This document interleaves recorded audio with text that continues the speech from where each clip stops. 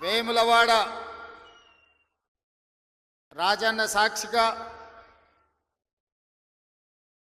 ఈ రోజు మీ అభిమాన నాయకుడి అధ్యక్షతన ఆది శ్రీనివాస్ మీ శాసనసభ్యుడి అధ్యక్షతన రాజన్న సిరిసిల్ల జిల్లా అభివృద్ధి కార్యక్రమాలకు తెలంగాణ రాష్ట్ర ప్రభుత్వం శ్రీకారం చుట్టి ఈ కార్యక్రమంలో నా సహచర మంత్రివర్గ సభ్యులందరూ, పార్లమెంట్ సభ్యులు, శాసన మండలి సభ్యులు, శాసన సభ్యులు, పార్టీ ముఖ్యమైన నాయకులు, ప్రభుత్వ అధికారులు, ప్రాణ సమానులైన ఈ అధికారం రావడానికి అహర్నిశలు రాత్రింబవళ్ళు కష్టం చేసి ఈ కుర్చీలో కూర్చోబెట్టిన వేలాది మంది కుటుంబ సభ్యులందరూ కూడా మనస్ఫూర్తిగా ధన్యవాదాలు, కృతజ్ఞతలు తెలియజేస్తున్న మిత్రులారా. ఆనాడు పాదయాత్ర సందర్భంగా సమ్మక్క సారలమ్మ ఆశీర్వాదం తీసుకొని మొదటి అడుగు వేసిన రోజే ఈ అడుగు కేసీఆర్ గడీలను కూల్చే వరకు ఆగదు. అందులో వేలాది మంది కాంగ్రెస్ పార్టీ కార్యకర్తలు పాల్గొనాలని ఆ పాదయాత్రలో భాగంగా వేములవాడ రాజన్నను దర్శించుకొని సామాన్య ప్రజలను, తెలంగాణ ఉద్యమకారులను, అమరవీరుల కుటుంబాలను, తెలంగాణ ఆడబిడ్డలనే కాదు వేములవాడ రాజన్నను కూడా మోసం చేసిన చంద్రశేఖరరావు ప్రభుత్వాన్ని గద్దె దించాలి అని ఈ గడ్డ మీద నుంచి ఆ రోజు మనం మాట్లాడుకోవడం జరిగింది. ఆనాడు పిసిసి అధ్యక్షుడిగా మీ దగ్గరకు వచ్చినప్పుడే ఆ రోజు చెప్పిన ఇందిరమ్మ రాజ్యం ప్రజాప్రభుత్వం ఏర్పడుతుంది, రాజన్నకు సంబంధించిన అభివృద్ధి కార్యక్రమాలు, అదేవిధంగా వేములవాడ, సిరిసిల్ల, అదేవిధంగా చొప్పదండి నియోజకవర్గాల అభివృద్ధి కార్యక్రమాలు, ముఖ్యంగా 2 దశాబ్దాల నుంచి మిడ్ మానేరు ముంపు బాధితుల సమస్యను పరిష్కరించాలి. మీ వంట వార్పు కార్యక్రమంలో, మీ నిరసన కార్యక్రమంలో, మీరు చేస్తున్న పోరాటంలో చాలాసార్లు నన్ను ఆహ్వానించడం ద్వారా ఆనాడు మీ సమస్య నా దృష్టికి తీసుకొస్తే మనకు అవకాశం వచ్చినప్పుడు ఆ సమస్యను పరిష్కరించాలి అని చెప్పి ఆనాడే మీకు మాట ఇవ్వడం జరిగింది. ఇవాళ అదే కాకుండా కలికోట సూరమ్మ ప్రాజెక్టు పాదయాత్ర సందర్భంగా ప్రాజెక్టు మొత్తం తిరిగి ఖచ్చితంగా అధికారులకు వచ్చిన వెంబడే ఈ ప్రాజెక్టును పూర్తి చేసే బాధ్యత కాంగ్రెస్ ప్రభుత్వం తీసుకుంటుంది అని ఆనాడు ఈ ప్రాంత రైతాంగానికి చెప్పడం జరిగింది. ఆ రోజు పాదయాత్రలో పెద్దలు జీవన్ రెడ్డి గారు ఈ జిల్లా స్థితిగతులను, ఈ జిల్లాలో గత 40-50 సంవత్సరాల నుంచి చేసిన అభివృద్ధిని, ఈ ప్రాంతానికి ప్రాతినిధ్యం వహించిన ప్రజాప్రతినిధుల గురించి వారు తెలియజెప్పినప్పుడు ఈ కరీంనగర్ గడ్డకు పరిపాలన చాతుర్యమే కాదు పోరాటాల పౌరుషం ఉన్నదన్న సంగతి ఆ పాదయాత్రలో కూలంకషంగా తెలుసుకోవడం జరిగింది. కొండగట్టు హనుమంతుడి ఆశీర్వాదం తీసుకొని ఖచ్చితంగా ఈ జిల్లా అభివృద్ధి కార్యక్రమాలలో ఆనాడు శ్రీరామ్ సాగర్ నుంచి మొదలు పెడితే శ్రీపాద ఎల్లంపల్లి ప్రాజెక్టు వరకు ఈ ప్రాంతంలో కట్టిన ప్రాజెక్టులు కాంగ్రెస్ పార్టీనే, మిగిలిన వాటిని పూర్తి చేసేది కూడా కాంగ్రెస్ పార్టీనే అని ఆనాడు మీ అందరికీ ఆ రోజు చెప్పడం జరిగింది. ఈరోజు మళ్ళీ కాంగ్రెస్ అధికారంలోకి వచ్చి కాళేశ్వరం అసంపూర్తి ప్రాజెక్టులు కావచ్చు, అందులో ఉండే ప్యాకేజీలు కావచ్చు, కలికోట సూరమ్మ ప్రాజెక్టు కావచ్చు, సిరిసిల్లలో ఉన్న ప్యాకేజీ 9 కావచ్చు, ఇట్లా చెప్పుకుంటూ వెళ్తే ఈ ప్రాంతంలో వాయిదాలు పడుతున్న సాగునీటి ప్రాజెక్టులను పూర్తి చేయడానికి మీ జిల్లా ఇన్ఛార్జ్ మినిస్టర్ పెద్దలు ఉత్తమ్ కుమార్ రెడ్డి గారు నిరంతరం సమీక్షిస్తూ, అధికారులను సమన్వయం చేస్తూ, ప్రజాప్రతినిధులతో సమాచారం తెప్పించుకుంటూ ఈ జిల్లా మీద ప్రత్యేకమైన శ్రద్ధ కనబరుస్తున్నారు. వారు సాగునీటి పారుదల శాఖ మంత్రి కాదు, వారు ఈరోజు కరీంనగర్ ఉమ్మడి జిల్లాకు వారి ఇన్ఛార్జి మంత్రివర్యులు తప్పకుండా కరీంనగర్ జిల్లా ప్రజలకు నేను ఒక మాట ఇవ్వదలుచుకున్నా. 100% ఈ నవంబర్ 30 తారీఖు లోపల మళ్ళీ ఉత్తమ్ కుమార్ రెడ్డి గారు మీ జిల్లాకు వచ్చి ఈ జిల్లాలో ఉన్న సాగునీటి ప్రాజెక్టులు అసంపూర్తిగా ఉన్న వాటిని అన్నింటినీ సమీక్షించి ఎంత కాలంలో పూర్తయితాయి, ఎంత నిధులు కావాలి, మన ప్రభుత్వం ఆ ప్రాజెక్టులను ఎలా పూర్తి చేస్తుందో పెద్దలు ఉత్తమ్ కుమార్ రెడ్డి గారు మీ ఎమ్మెల్యేల సలహాలు సూచనలు తీసుకొని తప్పకుండా ప్రాజెక్టులను పూర్తి చేయడం జరుగుతుంది అని చెప్పి నేను ఈ వేదిక మీద నుంచి చెప్పదలుచుకున్నా. అదేవిధంగా మిత్రులారా, కరీంనగర్ జిల్లా గురించి నేను కొత్తగా చెప్పాల్సిన పని లేదు. ఆనాడు ఈ దేశానికి దిశ నిర్దేశం సూచించిన పివి నరసింహారావు గారు మంతని శాసనసభ నియోజకవర్గం నుంచి గ్రామస్థాయి నుంచి ఢిల్లీ వరకు నాయకత్వాన్ని అందించి పరిపాలన అంటే ఇట్లా ఉండాలి, తెలంగాణ బిడ్డ పరిపాలన చేస్తే ప్రపంచమే ఆశ్చర్యపోయే విధంగా అబ్బురపడే విధంగా దేశాన్ని అభివృద్ధి పదం వైపు నడిపిస్తాడని చెప్పిన పివి నరసింహారావు మీ బిడ్డ, కరీంనగర్ బిడ్డ అని చెప్పి ఈ సందర్భంగా మనం గుర్తు చేసుకోవాలి. వారే కాదు, పెద్దలు చొక్కారావు గారు కావచ్చు, సత్యనారాయణరావు గారు కావచ్చు, ఇలా చెప్పుకుంటూ వెళ్తే ఈ కరీంనగర్ జిల్లా నాయకత్వాన్ని అందించిన జిల్లా. ఈ కరీంనగర్ జిల్లా రైతాంగానికి సమస్యలు వచ్చినా, నిరుద్యోగ యువతకు బాధ కలిగినా ఈ కరీంనగర్ జిల్లా నుంచే ఉద్యమాలు మొదలైనవి. ఈ కరీంనగర్ జిల్లా ఉద్యమాలకు ఎప్పుడు నాయకత్వం వహించింది. సిరిసిల్ల జగిత్యాల రైతాంగ పోరాటాలు ఈ రాష్ట్రం, ఈ ప్రజలు ఎప్పుడు మర్చిపోలే. రైతుల సమస్య వచ్చినప్పుడు ఈ ప్రాంతంలో రైతాంగ పోరాటాలను మనం కళ్ళతో చూసినాం.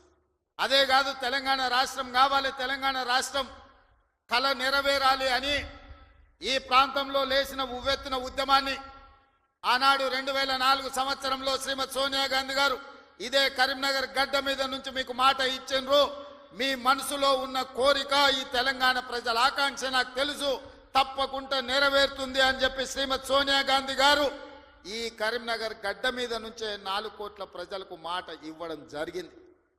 ఆ తర్వాత జరిగిన పరిణామాలు నేను చెప్పేదానికంటే మీ పార్లమెంట్ సభ్యుడు పొన్నం ప్రభాకర్ గారు ఆ రోజు పార్లమెంటులో పెప్పర్ స్ప్రేలను అడ్డుకొని తెలంగాణ బిల్లును ఆమోదింపజేయడంలో పెద్దలు జైపాల్ రెడ్డి గారి నుంచి మొదలు పెడితే మన పార్లమెంట్ సభ్యులందరూ పట్టుదలతోని వీరోచితంగా లోక్సభలో కొట్లాడితే తెలంగాణ రాష్ట్ర బిల్లు ఆమోదం అయ్యింది.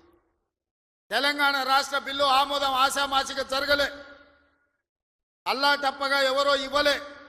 శ్రీమతి సోనియా గాంధీ గారు ఆంధ్రప్రదేశ్లో 155 అసెంబ్లీలు, 25 పార్లమెంట్లు ఉన్న పార్టీ శాశ్వతంగా నష్టపోయినా, కేంద్రంలో అధికారం కోల్పోతుందని తెలిసిన 4 కోట్ల తెలంగాణ ప్రజల కోరిక నెరవేరాలి, కరీంనగర్ గడ్డ మీద నుంచి ప్రజలకు ఇచ్చిన మాట నెరవేర్చాలి అని వారు ఇచ్చిన మాటకు కట్టుబడి ఇవాళ తెలంగాణ రాష్ట్రం ఇచ్చింది. కాబట్టి మనందరం గర్వంగా తలెత్తుకొని నాది తెలంగాణ రాష్ట్రం, ఈ తెలంగాణ రాష్ట్రంలో ఇందిరమ్మ రాజ్యం, ప్రజా ప్రభుత్వం ఉన్నదని ఇవాళ మనం గొప్పగా గర్వంగా చెప్పుకునే పరిస్థితులు ఈ రోజు మనకు వచ్చినాయి. అంటే శ్రీమతి సోనియా గాంధీ గారు కరీంనగర్ గడ్డ మీద నుంచి ఇచ్చిన మాట అన్న సంగతి నేను మీకు గుర్తు చెయ్యదలుచుకున్నా.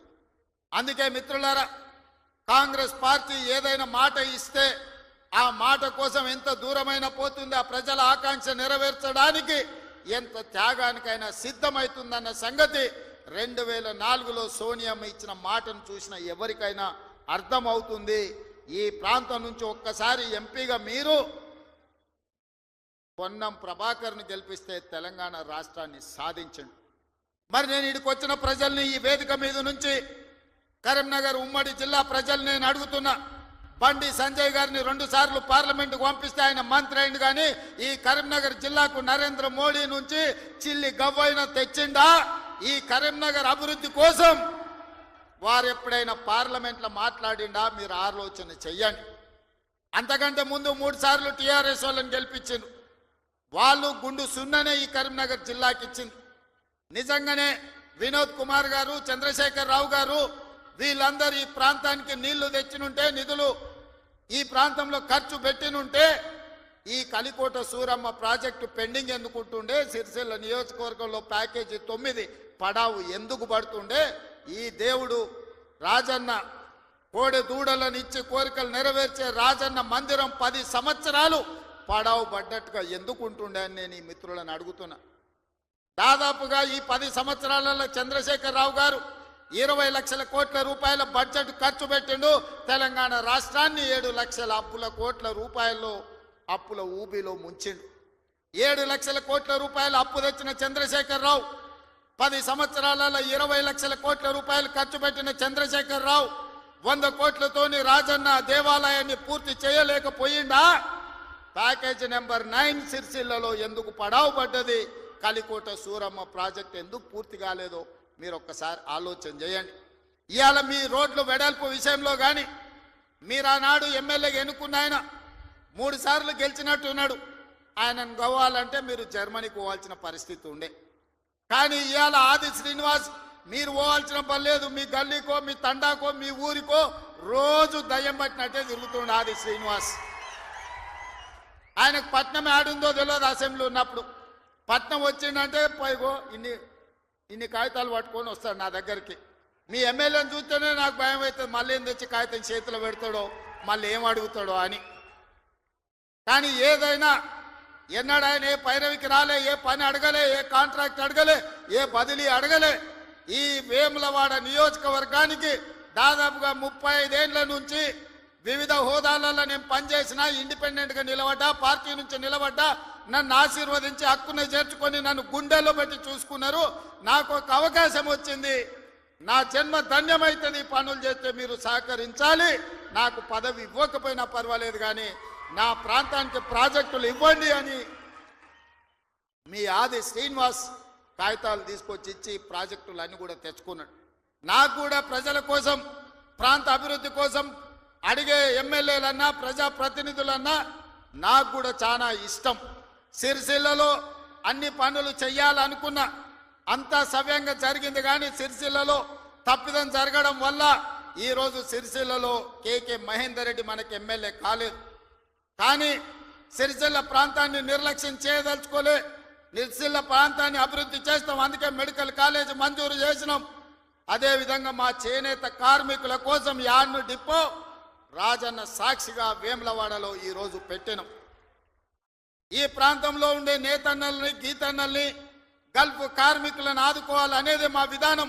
గల్ఫ్ కార్మికుల విషయంలో మా మేడిపల్లి సత్యం కావచ్చు, మా డాక్టర్ కవంపల్లి సత్యనారాయణ గారు కావచ్చు, పెద్దలు జీవన్ రెడ్డి గారు, ఆది శ్రీనివాస్ ఈ ప్రాంత జగిత్యాల కోరుట్ల ప్రాంతం నుంచి ఇక్కడ నుంచి వలసలు పోయే గల్ఫ్ కార్మికుల గురించి గల్ఫ్ బోర్డు పెట్టాలి.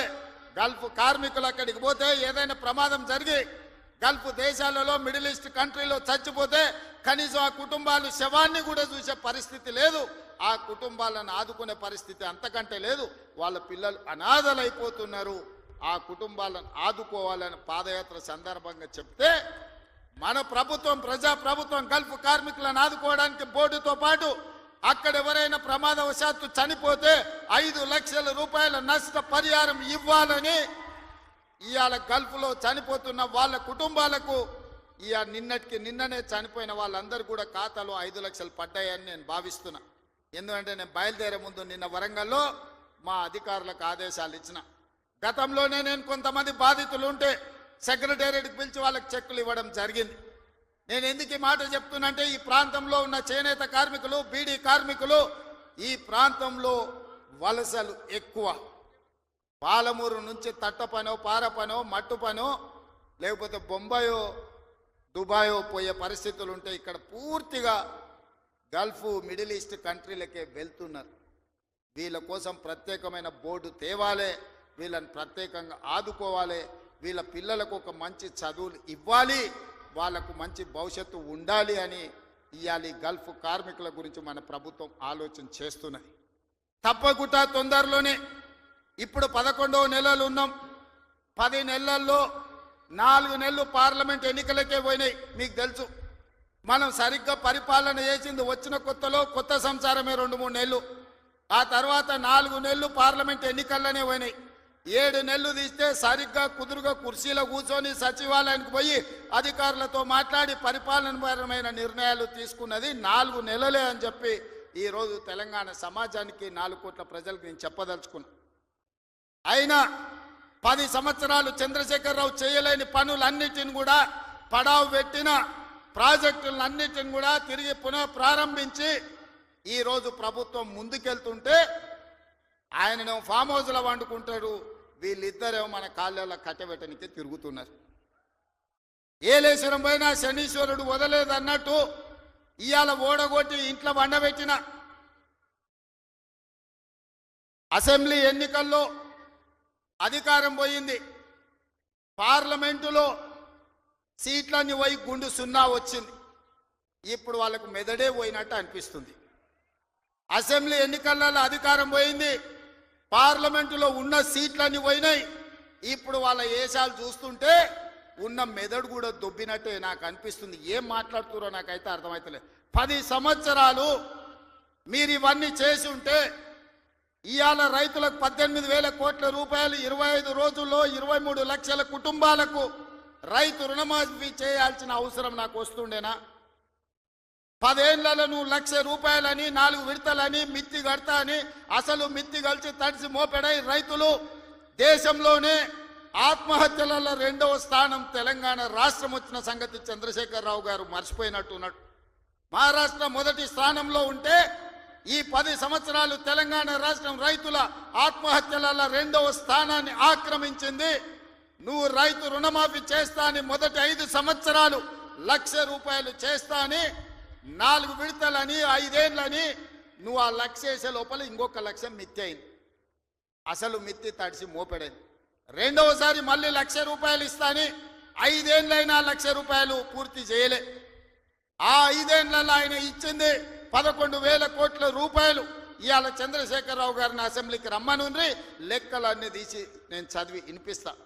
5 ఏళ్ళు అధికారంలో ఉన్న నువ్వు 11,000 కోట్ల రూపాయల రైతు రుణమాఫీకి 5 ఏళ్ళు తీసుకుంటే ఇందిరమ్మ రాజ్యంలో కాంగ్రెస్ ప్రభుత్వం 25 రోజుల్లో 23 లక్షల కుటుంబాలకు దాదాపుగా 18,000 కోట్ల రూపాయల రైతు రుణమాఫీ చేసి 2 లక్షల వరకు ఉన్న రైతాంగానికి మేము రుణమాఫీ చేస్తే పెద్ద మనిషిగా అభినందించాల్సింది పోయి, ఒకవేళ మనిషి పెద్ద మనిషివైనా నీకు చిన్న బుద్ధి ఉంటే మౌనంగా నన్ను ఉంటావేమో అనుకున్నా. కానీ అన్ని చిల్లర మాటలే మాట్లాడుతురు. ఒక్కటన్నా అక్కడికి వచ్చేది మాట్లాడుతురా?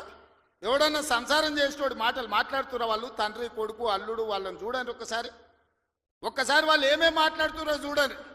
10 ఏళ్ళు ప్రభుత్వం నడిపినాడు, 10 నెలలు కాకముందే నువ్వు దిగిపో మేము కూర్చుంటామంటారు. 10 ఏళ్ళు కూర్చున్నారు కదా, ఏం ఎలగబెట్టిర్రు? ఎలగబెడితే ఏం ఎలగబెట్టిర్రో చెప్పండి. 10 ఏళ్ళు మీరు చేయలేని పనులు మేము చేస్తుంటే మీకు కడుపు నొప్పి వచ్చిందా? మీకు కాలు నొప్పి అయిందా? ఏం నొప్పి అయింది? మీకు ఏడో నొప్పి లేస్తుంది? నాకు అర్థమైతలేదు. మీ నొప్పికి మా కార్యకర్తల దగ్గర మందు ఉన్నది, పెడతారు. ఏడ పెట్టాలో ఆడా మీకు నొప్పి లేచిన కాడ మా వాళ్ళు మందు పెడతారు, సిద్ధంగానే ఉన్నారు. మీరు అనుకుంటున్నాం సోషల్ మీడియాలో 4 హౌల పోస్టులు పెట్టి పెద్ద మునగాళ్ళం అనుకుంటున్నట్టున్నారు. మా వాళ్ళు ఏంటంటే అధికారం వచ్చింది ఇప్పుడు తొందరగా ఉంది అని కొంచెం రిలాక్స్ అవుతున్నారు. వస్తున్నాయి స్థానిక సంస్థల ఎన్నికలు, మా వాళ్ళు తయారవుతారు, అప్పుడు తెలుస్తుంది ఇద్దరికి బామార్దులకు. ఇవాళ నేను అడిగేది ఒక్కటే, 10 ఏళ్లలో నువ్వు చేసిన రైతు రుణమాఫీ అంతా లెక్కలు తీద్దాం. ప్రభుత్వం నా దగ్గరనే ఉంది, వ్యవసాయ శాఖ మంత్రి ఈ వేదిక మీదనే ఉన్నారు తుమ్మల నాగేశ్వరరావు గారు. మొదటి 5 ఏళ్లలో ఎంతమంది రైతులకు ఎంత రుణమాఫీ చేసినో లెక్కలు చెప్దాం. 2వ విడత 5 ఏళ్లలో మళ్ళీ అధికారంలోకి వచ్చినాక ఎంతమంది రైతులకు ఎన్ని కోట్ల రూపాయలు ఇచ్చినో లెక్క తీద్దాం. 25 రోజుల్లో మనము 2 లక్షల రూపాయల మేరకు రైతులకు చేసిన రుణమాఫీని 2014 నుంచి 2018 వరకు, 2018 నుంచి 2023 డిసెంబర్ వరకు, 2023 డిసెంబర్ నుంచి 2024 డిసెంబర్ వరకు 3 సార్లు రైతు రుణమాఫీలో 2 సార్లు చంద్రశేఖరరావు చేస్తే ఒక్కసారి ఈ వేదిక మీద ఉన్న మా మిత్రులందరూ చేసారు. లెక్కలు తీద్దాం, వాస్తవాలు మాట్లాడదాం. చంద్రశేఖరరావు గారు మీరు అసెంబ్లీకి రాండి. నీకు ధైర్యం ఉంటే, నిజాన్ని ఎదుర్కొనే చిత్తశుద్ధి నీకుంటే రా అసెంబ్లీలకు. మా వ్యవసాయ శాఖ మంత్రి ఈరోజు నీకు లెక్కలు చెప్తాడు. ఏమన్నా తక్కువ పడితే మిగతా సంగతి నేను చూసుకుంటా. అదేవిధంగా తెలంగాణ ఉద్యమమే నిరుద్యోగ సమస్య. ఈ నిరుద్యోగ సమస్యనే తెలంగాణ రాష్ట్రాన్ని సాధించింది. వందలాది మంది బిడ్డలు ఆత్మ బలిదానాలు చేసుకొని సాధించుకున్న తెలంగాణలో 10 నెలల్లో నేను 50,000 ఉద్యోగాలు ఇచ్చిన ప్రభుత్వ ఉద్యోగాలను 10 ఏళ్లలో నువ్వు ఎన్ని ఇచ్చినవో లెక్క కట్టు, తలకాయ లెక్క పెడదాం. 50,000 ఒక్క తలకాయ తక్కువ ఎల్పీ స్టేడియంలో అందరిని పిలుస్తా. 50కి తక్కువ ఉంటే అక్కడ నేను క్షమాపణ చెప్తా. స్వతంత్రం వచ్చినప్పటి నుంచి భారతదేశంలో ఏ రాష్ట్రం కూడా మొదటి సంవత్సరంలో 10 నెలల్లో 50,000 ఉద్యోగాలు ఇవ్వలేదు. నేను సూటిగా సవాలు విసురుతున్న చంద్రశేఖర్ రావు గారికి, రా నీ 10 ఏళ్ల పాలనలో ప్రతి సంవత్సరానికి నువ్వు ఎన్ని ఉద్యోగాలు ఇచ్చినావు? 10 నెలలల్లా నేను 50,000 ఉద్యోగాలు ఇచ్చిన లెక్క కట్టి తలకాయలు మొత్తం ఎల్బీ స్టేడియంలో పిలిపించి అందరిని పెడతా. నువ్వు వాళ్ళ తల లెక్క పెట్టుకో. ఒక్క తల తగ్గిన క్షమాపణ చెప్పడానికి నేను సిద్ధంగా ఉన్నా. అన్ని చిల్లర మాటలే. మా తాత ఉన్నప్పుడే నోటిఫికేషన్ ఇచ్చిండు, మా ముత్తాత ఉన్నప్పుడే మేము ఇవన్నీ చేసినాం అంటాడు. వెనకటికి ఎవడోనంటే వాడిని తాతలు నేతులు తాగుతానంట, ఇప్పుడు వీడు మూతులు నాకిండంట. గట్లున్నది వీళ్ళ మాటలు. చెప్పుకోవడానికి బాగానే ఉంటుంది. మా చచ్చిపోయిన బర్రె పగిలిపోయిన కుండ నిండా పాలిస్తుండని. బర్రె చచ్చింది, కుండ పగిలింది. ఇంకా బుద్ధి మాత్రం మారలేదు వీళ్ళకు. అందుకే ఇవాళ రైతు రుణమాఫీ విషయంలో కానీ, నిరుద్యోగ సమస్య విషయంలో కానీ, ఆర్టీసీలో ఆడబిడ్డలకు ఉచిత ప్రయాణం ఏదైతే ఇచ్చినామో 1,10,00,000 మంది ఆడబిడ్డలు ఈరోజు అమ్మగారి ఇంటికి పోవాలన్నా, రాముల వారిని దర్శించుకోవాలన్నా ఒక్క రూపాయి ఒక్క పైస లేకున్నా పోవచ్చు. 3,700 కోట్ల రూపాయలు మంత్రి పొన్నం ప్రభాకర్ గారు ఇవాళ ఖర్చు పెట్టి ఆడబిడ్డలకు ఉచిత బస్సు ప్రయాణం ఇచ్చాడు. ఇదే కాదు, ఆనాడు మోడీ ప్రభుత్వం 1,200 రూపాయల సిలిండర్ చేస్తే ఈరోజు ఆడబిడ్డలకు 500 రూపాయలకే సిలిండర్ ఇస్తున్నాం.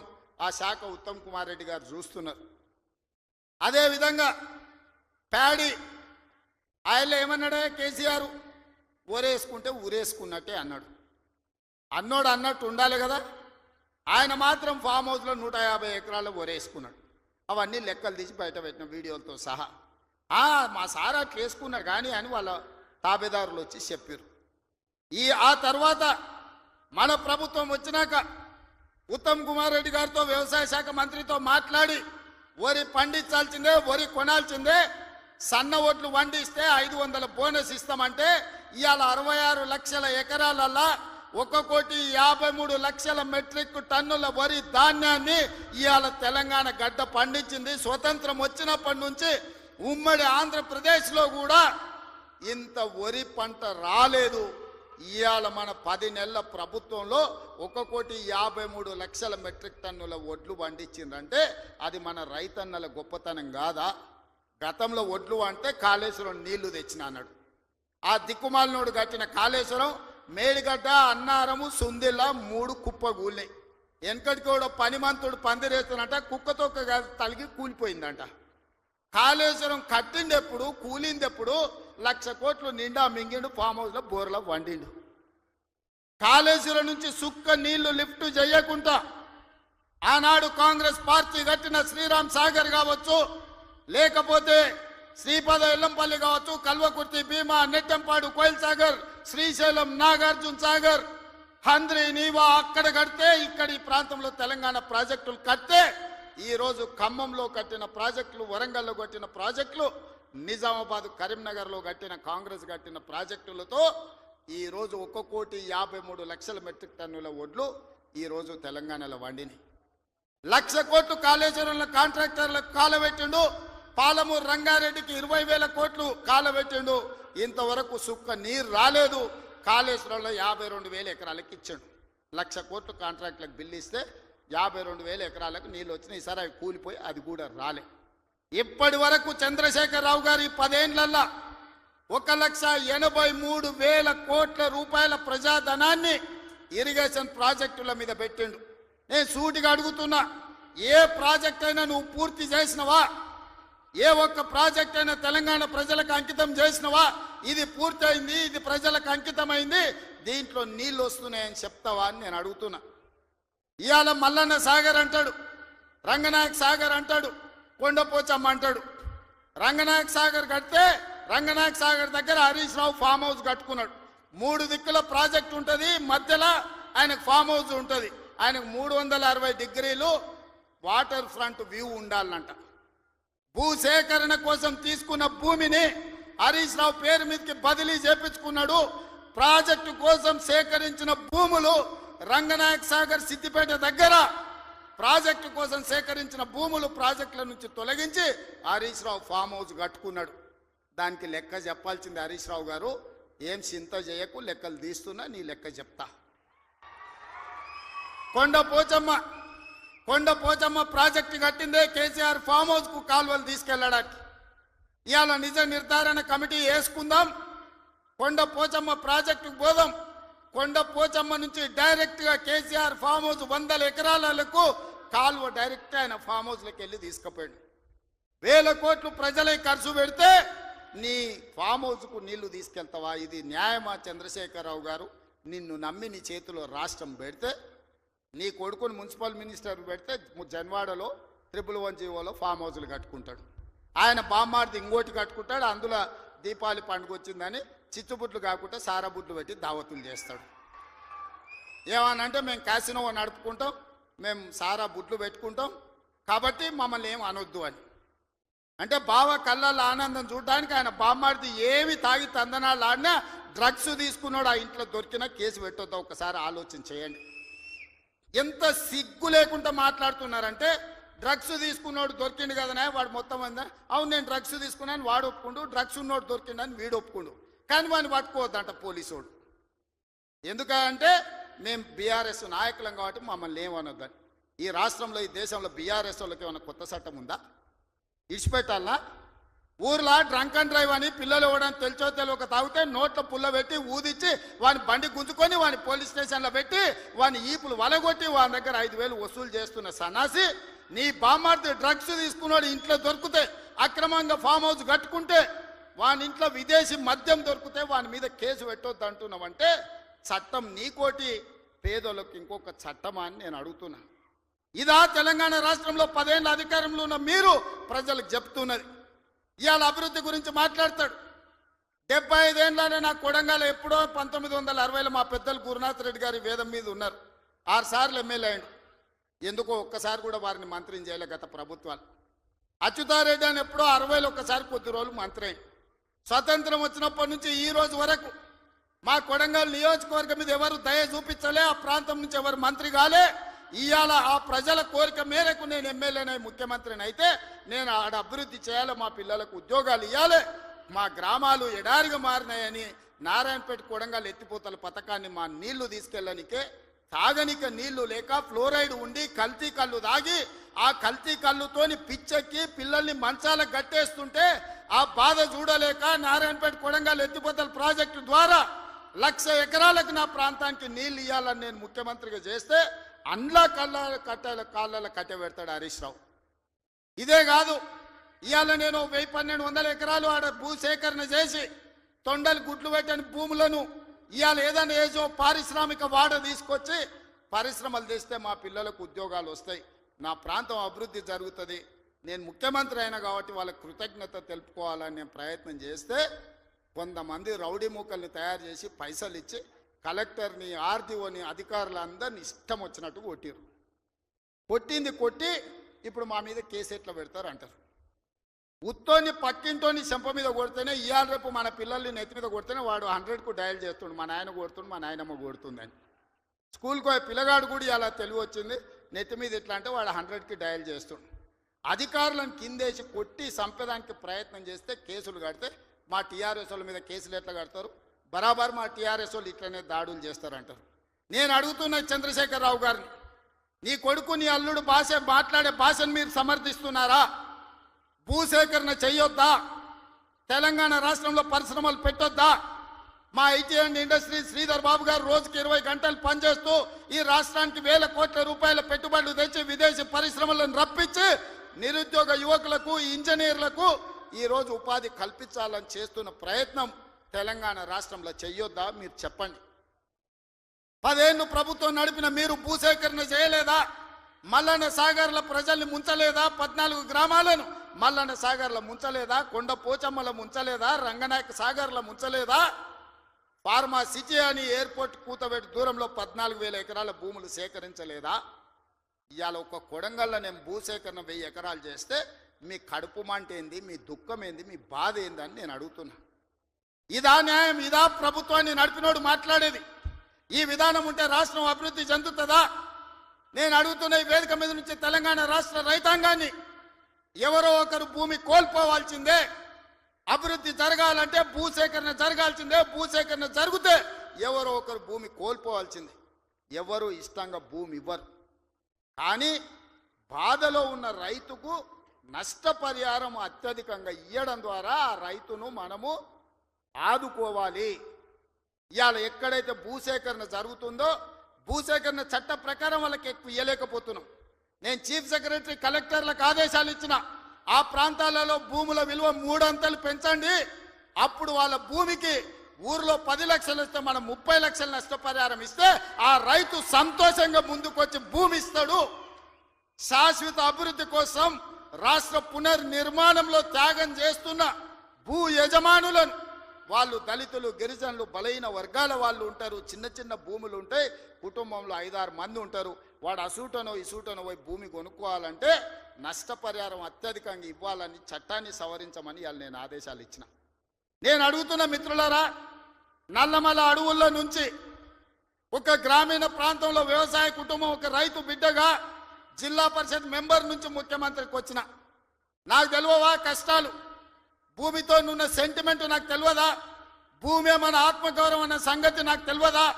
గ్రామంలో మన గుర్తింపు, మన గౌరవం, మన ఆత్మగౌరవం, ఊరిలో మనకున్న భూమి, మనం చేసే వ్యవసాయము. ఎన్నెట్ల నాగలి కడతాడు ఆయన అంటే వెనకటికి పిల్లనిచ్చేటోళ్ళు, 20 జతలు ఎట్లు నాగలి కడతాడు అని అంటే వాళ్ళు ఇటుకి పిల్లనిచ్చేటోళ్ళు. భూమి లేనోడికి పిల్లని ఇవ్వాలంటే 10 సార్లు ఆలోచన చేసేటోళ్ళు. అట్లాంటి భూమి తల్లిదండ్రులతో సమానం అనుకునే ఈ సమాజంలో భూమి కోల్పోతున్న వాళ్ళను హక్కున చేర్చుకొని అత్యధికంగా నష్టపరిహారం ఇవ్వాలని నూతన విధానాన్ని ఇవాళ నా ప్రభుత్వం తీసుకొచ్చింది. నా మంత్రివర్గ సహచరులు మీరు ధైర్యంగా ముందుకు వెళ్ళండి అని చెప్తున్నారు. నష్టపరిహారం అత్యధికంగా మేము ఇచ్చి భూమి తెచ్చి పరిశ్రమలు నెలకొల్పాలంటే ఇవాళ వాళ్ళు అడ్డం పడుతున్నారు. తెలంగాణ సమాజమా, మీరు ఆలోచన చెయ్యండి. ఇది మన తెలంగాణకు మేలు చేస్తుందా? ప్రతి సంవత్సరం 1,10,000 ఇంజనీరింగ్ స్టూడెంట్లు ఇంజనీరింగ్ పూర్తి చేసుకొని బయటకు వస్తారు. వాళ్ళ ఉద్యోగ ఉపాధి అవకాశాలు ఎట్లి వాళ్ళో మీరు ఆలోచన చేయండి. వాళ్ళ నిరుద్యోగులుగా రోడ్ల మీద వదిలేద్దామా? ఆవారగాళ్ళు అయిపోయి తల్లిదండ్రులకు భారమయ్యి గంజాయి డ్రగ్స్కు బానిసలను చేద్దామా? ఈ తెలంగాణ సమాజ యువతను మీరు ఒక్కసారి ఆలోచన చెయ్యండి. ఆ భూమి నేను తీసుకుపోను, శ్రీధర్ బాబు గారు తీసుకుపోరు, ఉత్తమ్ కుమార్ రెడ్డి గారు అసలే తీసుకుపోరు. భూమి ఏమన్నా సాపలాక చుట్టి సంకలు పెట్టి తీసుకుపోయేదానే? మేమేం చేసుకుంటామే? తిరిగి పరిశ్రమలు పెట్టి పరిశ్రమలలో ఉద్యోగాలు ఇవ్వాలన్నదే కదా మా ఆలోచన. ఆ ఆలోచనకు ఎందుకు అడ్డం పడుతుండ్రు? 10 ఏళ్ళు మేము సరైన నష్టపరిహారం ఇవ్వండి, భూసేకరణ చేయండి అని మేము సహకరించిన ప్రతిపక్షంలో ఉండి నీకు ఆ కనీస పరిజ్ఞానం కానీ జ్ఞానం కానీ ఎందుకు లేదు చంద్రశేఖరరావు గారు అని నేను అడుగుతున్నా. ఉద్యమకారునంటో 80,000 పుస్తకాలు చదివినోన్నంటో అపర మేధావినంటో ప్రపంచంలో నీ అంత మేధావే లేడు, పోటీ పెడితే 1 నుంచి 100 వరకు నీకే ర్యాంక్ వస్తుంది అంటో. ఇంత చిన్న లాజిక్ మిస్ అయినవా చంద్రశేఖరరావు? భూమి సేకరించకుండా పరిశ్రమలు నెలకొల్పలేమని నా నియోజకవర్గం మీద ఎందుకు కక్ష కట్టినవని నేను అడుగుతున్నా. నేనేమో 1,00,000 ఎకరాలు సేకరించలే, 4 గ్రామాలలో కలిసి 1,100 ఎకరాలు నేను భూమి తీసుకుందామన్నది. ఇదో ప్రపంచ సమస్య అయింది. ఇంకా నేను ఢిల్లీ అయిపోయింది, ఇప్పుడు చంద్రమండలం పోతాడంట ఆయన. చంద్రమండలం పోయి ఆడ కూడా ఫిర్యాదు చేస్తాడంట.